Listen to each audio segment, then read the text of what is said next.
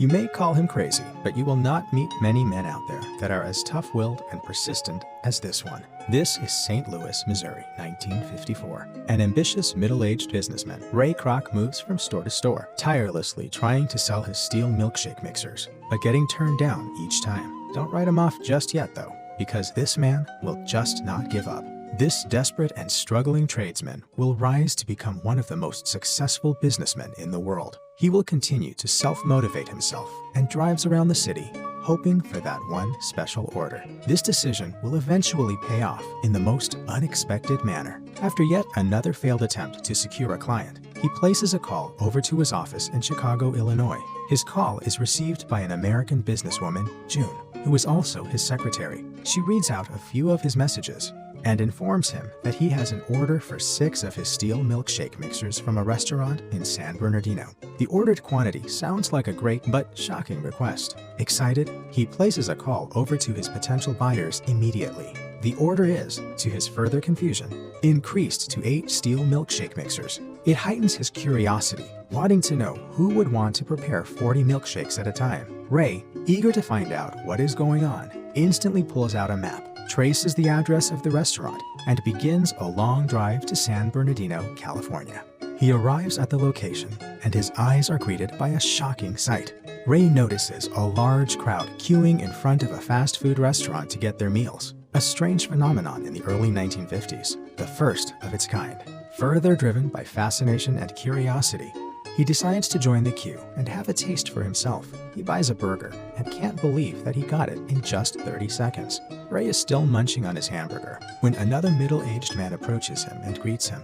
He looks up at the man and says that this might be the best hamburger he has ever had in his life. The middle-aged man then proceeds to introduce himself as Mac McDonald's, co-owner of the fast food restaurant. Thanks to Ray's smart and dynamic mind, he instantly sees an opportunity. He introduces himself, and Mac recognizes him as the milkshake vendor. When Mac asks him for his reason for being in California, he lies about it and says that he had come down for a meeting. Mac then decides to give him an extensive tour of their operations. Ray is stunned by the speed and efficiency leading to the preparation of the McDonald's hamburgers.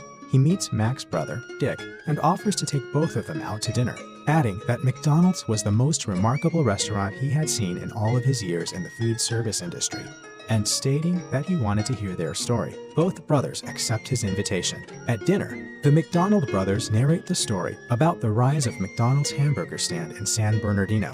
They reveal some of their business secrets to Ray, narrating how they designed the fast service and high-quality food pattern that would then become an overnight success. Ray sees the great potential that McDonald's possesses and is lost in thoughts all night. Early the next morning, Ray is waiting for the McDonald brothers to arrive. They soon drive in and are shocked to see Ray waiting for them. Ray wants the brothers to franchise the company. He reveals that he had come all the way to California specifically for them, unlike what he had earlier told Mac. However, Dick tells him that they had already tried to franchise the company and adds that it is difficult to ensure quality standards from afar, which forced them to dismiss the thought. They had already built 5 branches in different cities, but decided to stop. The McDonald brothers could not afford to watch their precious creations become mismanaged. Mac says that it is better to have one great restaurant than 50 mediocre ones. Ray really wants them to franchise the company, but the brothers stand firm in their decision. The trio are still caught up in an argument when Ray spots a painting on the wall of a McDonald's restaurant with a unique design, the Golden Arches. The brothers claim to have built the Phoenix McDonald's branch with the design, and Ray Kroc decides to go see for himself. Ray drives quickly to the Phoenix branch, and he is blown away by the Golden Arches design. He doesn't care what it will cost him. He just wants to be a part of McDonald's. He returns to his home in Arlington Heights, Illinois, and though his business might have just taken an interesting turn, not much of the same thing can be said about his home. He was mostly away for weeks, leaving his wife, Ethel, home alone. She is clearly not happy about this and demands more attention by asking Ray when he is going to take a break, only for Ray to say, "Probably never," causing Ethel to walk away angrily. From then on, Ray attempts to continue with his milkshake trade, but he gets turned down again. He visits the McDonald brothers and tries to convince them again about his vision, a belief that the Golden Arches design could become a symbol of American culture, that it could be a place where families could gather to eat fast food all around America.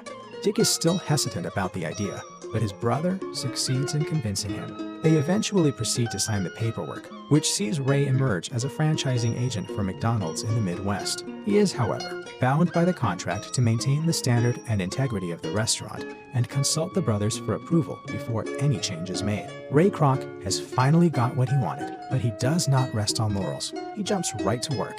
He begins his journey by visiting several banks to request funding for this project, but as usual, he gets turned down. Out of desperation, Ray decides to mortgage his home without telling his wife. This risky decision sees him secure the Deplanes, narrates his ordeal to the duo, along with his quality problems. Joan seems to have a solution. She proposes that they use a powdered milkshake that tasted just like the real milkshake in a bid to save cost. She offers Ray a sample to taste, and Ray is highly impressed and accepts the proposal. However, there is one more mountain left to climb. His contract demands that he inform the McDonald's brothers before any changes are made. He's desperate to gain ownership of the company, and he ends up sending a letter to the brothers with a letterhead that reads, "The McDonald Corporation." Mac gets upset and confronts Ray over the phone. The relationship between Ray and the McDonald brothers has grown tense.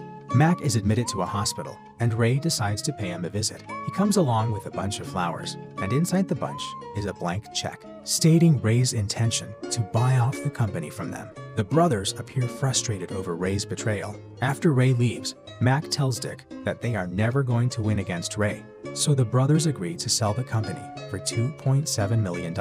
They get to keep the San Bernardino store and 1% of future corporate earnings made by the company. Ray agrees to the McDonald's brothers' terms, except for the 1% of future corporate earnings, which his lawyer says will be given to them on a handshake basis. Mac and Dick are left with little choice but to accept the deal. Ray bumps into Dick in the restroom after the negotiation, and Dick goes on to ask him why he didn't just steal their idea and start up his own restaurant after they revealed their business secrets to him. Ray admits that he would have failed if he started his own restaurant based on their ideas. He says that it wasn't the system they set in motion that had caught his attention, but the unique name, McDonald's.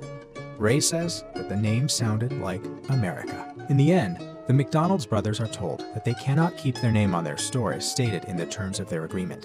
They take down the name from their stores. Ray continues on his journey of success, including the establishment of many more franchises, getting married to Joan, and meeting with the President of the United States of America.